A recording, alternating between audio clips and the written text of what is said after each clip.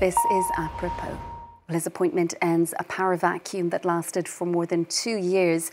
Lawmakers in Lebanon have voted to elect the country's army chief as president, widely seen as the preferred choice of military backer, the United States, and regional heavyweight, Saudi Arabia. Joseph Aoun now faces the daunting tasks of overseeing a fragile ceasefire and naming a prime minister capable of implementing the reforms demanded by international creditors. Solange Moujon has more. Swathed in army fatigues, Joseph Aoun was, for 7 years, the commander of the Lebanese armed forces. He's now the nation's president. After failing to win the necessary 86 votes in a first round, he passed that threshold in a second vote, finally filling a power vacuum that had been in place for over 2 years. Joseph Aoun. Joseph Aoun. He received 99 votes. Of late, the 60-year-old had become the face of consensus in Lebanon. He managed to not only gain the support of nearly all of the Sunni MPs, but enough of Hezbollah and Shiite lawmakers as well, after the Hezbollah-backed candidate withdrew and backed him. Born in 1964 in the Sin el-Fil district in eastern Beirut, he studied political science and international affairs before joining the army as a cadet in 1983. Equally at ease in French and in English, the father of two comes from the Maronite Christian community. In Lebanon, the role of president is reserved for a Christian as part of its power-sharing structure. At the helm of the Lebanese army since 2017, Aoun, who shares the same last name as Lebanon's last president, Michel Aoun, but is of no relation, is said to have the support of international players like the United States and Saudi Arabia. He played a significant role in the peace deal brokered by Paris and Washington between Israel and Hezbollah. And since then, international pressure had been mounting to end the political stalemate in Lebanon. To discuss, we're joined now by Ayman Mhanna, Executive Director of the Beirut-based NGO Samir Kassir Foundation. Thank you so much for being with us on the programme this evening. Lebanon hasn't had a president since 2022. Why exactly has it taken so long to get to this point, and why is this breakthrough coming now? Thank you. Good evening. As you saw in the report, it's the Parliament of Lebanon that elects a president. And there are very complex rules related to quorum, related to the number of MPs who first need to be present in the room, and the number of MPs who need to vote for a certain candidate for that candidate to win. Over the last 2.5 years, the lawmakers failed to reach a consensus around a name, and therefore, after every one of the 13 previous sessions, lawmakers affiliated with Hezbollah and their allies physically leave the parliament room, and therefore the quorum is lost and the voting rounds cannot continue. And this was Hezbollah's way of blackmailing everyone in Lebanon by saying that either you vote for the candidate backed by Hezbollah or you will have no president. What has changed is the war that Lebanon has gone through and the military defeat of Hezbollah, which has significantly weakened its ability to impose anything, neither on the international community nor on the other Lebanese political parties. And speaking of that, Aoun earned widespread respect for keeping the Lebanese military out of that war with Israel. Who exactly is he? What was his track record as head of the army, and how much support does he have in Lebanon? In a way, he led the army in a fashion that resembles the French expression la grande muette, the great silent institution. He was very far from giving media statements. He was not necessarily someone that the Lebanese people heard from very often, but they heard about him very often. And he was widely seen as a honest leader when in a country where corruption is widespread. So this was a stark difference between him and many other potential candidates for the presidency. At the same time, the Lebanese army as an institution enjoys levels of respect and levels of support among the population that are higher than any other institution, because specifically it is perceived as a non-corrupt, or at least much less corrupt organization than the others.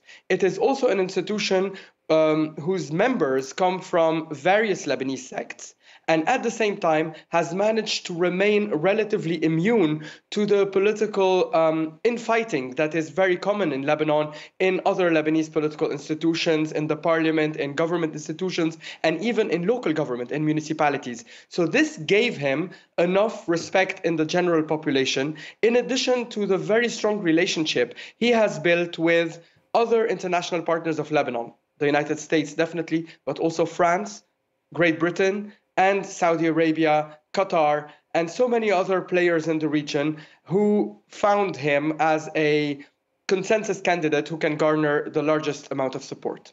And is he well placed then to maintain the fragile ceasefire in place? What role did he play in putting that together? I mean, the details of the negotiations that led to the ceasefire remain very opaque for the Lebanese people in general. It happened mainly behind closed doors through envoys, but the Lebanese army was seen as the credible actor who can be present in South Lebanon, deploy in South Lebanon in cooperation with the UN peacekeeping forces, the UNIFIL, in cooperation with the French and American army that are seen as the guarantors for the peace, for the ceasefire agreement. And the fact that there is international trust in the ability of the army to fill the void and to be present and to make sure that the fighting doesn't continue and that no military activities takes place in southern Lebanon was one of the most essential role Joseph Aoun has played recently. And this is probably what expedited his accession to the presidency, because if there is one major task for the president, at least in the next few months, it's his ability to guarantee the full implementation of the ceasefire agreement and consequently the full implementation of UN Security Council Resolution 1701, which is seen as the gateway for Lebanon to regain some form of security stability, some form of sovereignty that are preconditions for any international aid to Lebanon, a country that is going through one of the worst economic crises, that needs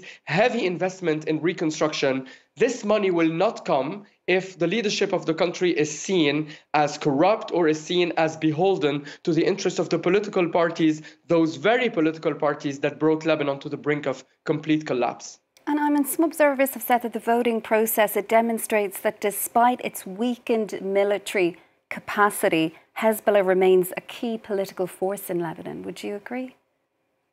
Yes, Hezbollah is a key political force. First of all, because of the very nature of the Lebanese political system that is based on power sharing and consociational power sharing among different sects.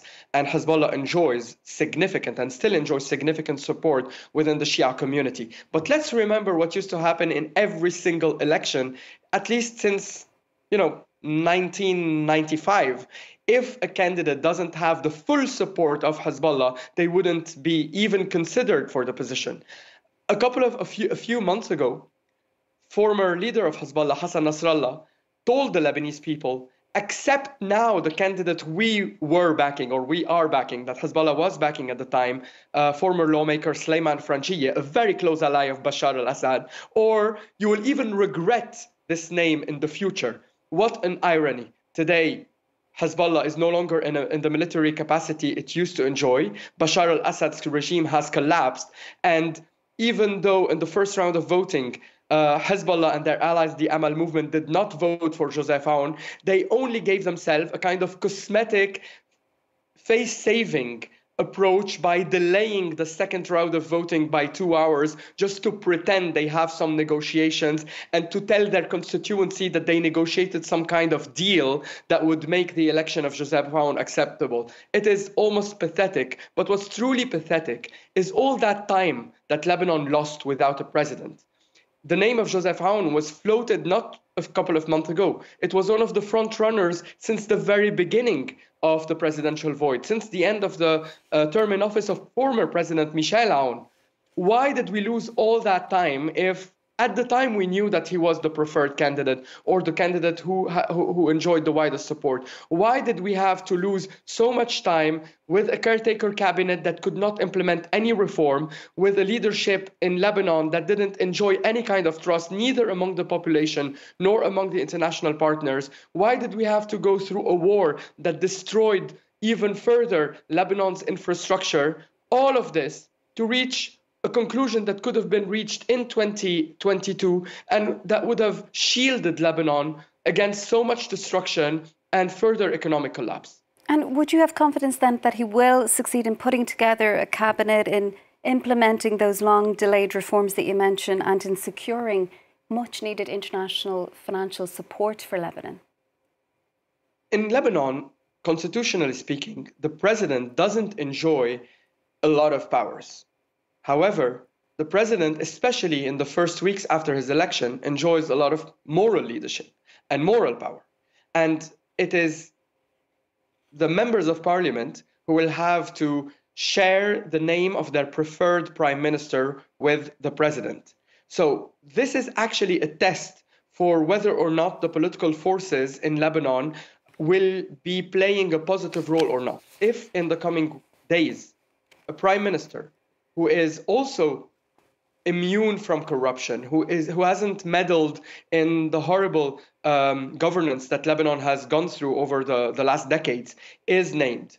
If that prime minister, alongside the president, form a cabinet swiftly, rather than having to wait for many months in the same fashion that we had to go through during the previous cabinet formation. So this would be a signal that there is enough pressure on the Lebanese political forces to go through the reform process. But if we don't have a prime minister that is as trustworthy as the president, and if the formation of the cabinet takes ages, it means that the same political forces have done what they've always done. Basically, pretend that they are open to reform and open to unlock the political deadlock in order to look good in front of the international community, and then going back to what they do best, stalling any ability for the Lebanese people to actually dream of better governance, of less corruption, of better services, and a better future. Today, it's really critical because we're talking about hundreds of thousands of people who have lost their homes, who cannot go back to their homes. We're talking about a country whose infrastructure is completely inexistent, and a financial system, a banking system that has completely collapsed. I mean, they're all bankrupt. So unless there is a serious political will to make sure that every point that the president spoke about in his inaugural speech are implemented, then that same political class will be responsible for further pushing Lebanon into a situation that will destroy, any prospect of hope. Ayman, we'll have to leave it there for now. Thank you so much for joining us. That's Ayman Mhanna, Executive Director of the Samir Kassir Foundation. Well, that's it from us for now. Up next.